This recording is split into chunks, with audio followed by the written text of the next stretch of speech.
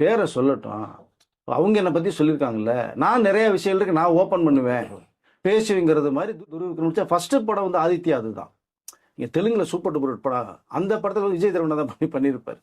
So அவர் வந்து அது கதையை படம் எடுத்துகிட்டு போனார். ராஷ்மி கலந்து நல்லா இருக்கார். இவர் வந்து என்னென்னா படத்தினுடைய கதையை நிஜ வாழ்க்கையாக வாழ்ந்துட்டு இருக்காருன்னு அனுபவமாக சொல்கிறாங்க. நீங்கள் 2 பேர் பிடிச்சி போய் தான் ஒன்றா ஃப்ரெண்ட்ஷிப் பண்ணீங்க, லவ் வந்தது, அந்த லிவிங் டுகெதருக்குள்ளே நீங்கள் போய் வாழ்க்கையை வாழ்ந்தீங்க.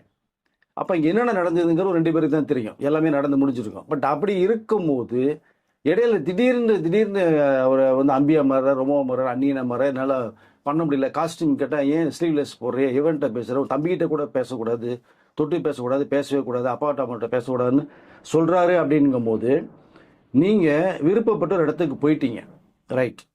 நீங்கள் போகாமல் இருந்திருந்தா அங்கே என்ன சொல்லுவார் அவர்? ஒரு பிரச்சனை வரும்போது, இப்போ நீங்கள் இவ்வளோ விஷயங்கள் சொல்லிட்டாங்க அனுபவமாக, ரைட். அந்த அளவு பாதிக்கப்பட்டாங்க. இனிமேல் எந்த பெண்களுக்கும் இந்த மாதிரி சொல்ல வரக்கூடாதுன்ற நோக்கத்தில் சொல்லியிருக்கலாம்.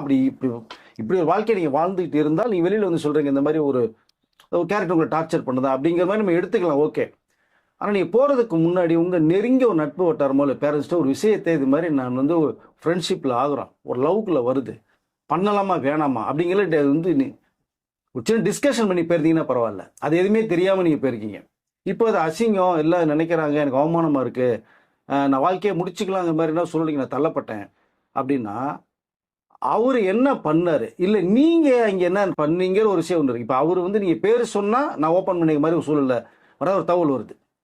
துருவிக்ரம்னு சொல்லலை, ஆனால் துருவிக்ரம் தான் அப்படிங்கிற மாதிரி அடுத்த ஒரு இன்டர்வியூவில் எதிலும் நீங்கள் சொல்லப்பட்டால் அவர் உள்ளுக்குள்ள இப்போ நான் ஃப்ரேமில் உள்ளே வந்துடுறேங்கிற மாதிரி ஒரு தகவல் வருது. இப்போ நான் வந்து கேட்கும்போது ஏன் துருவிக்ரம் வந்து சைலண்டாக இருக்காரு? கேட்ட ஒரு வாரமாக அந்த மேட்ரு ஓடிட்டுருக்கு. 2 நாளைக்கு முன்னாடி சூடு பறக்க போச்சு இந்த மேட்ரு. அப்போது எல்லா சேனலையும் பேசப்படுறது, நம்மளும் பேசியிருக்கோம். அப்போது துருவிக்ரம் வந்து ஏன் வாய் திறக்காமல் இருக்கார்? இப்போ அவரு நான் வந்து என்ன இவருன்னா அவங்க என் பேரை சொல்லட்டும், அவங்க என்னை பற்றி சொல்லியிருக்காங்கல்ல, நான் நிறைய விஷயங்கள் இருக்கு, நான் ஓப்பன் பண்ணுவேன் பேசுவேங்கிறது மாதிரி துருவிக்ரம் சொல்கிற ஒரு தகவல் வருது.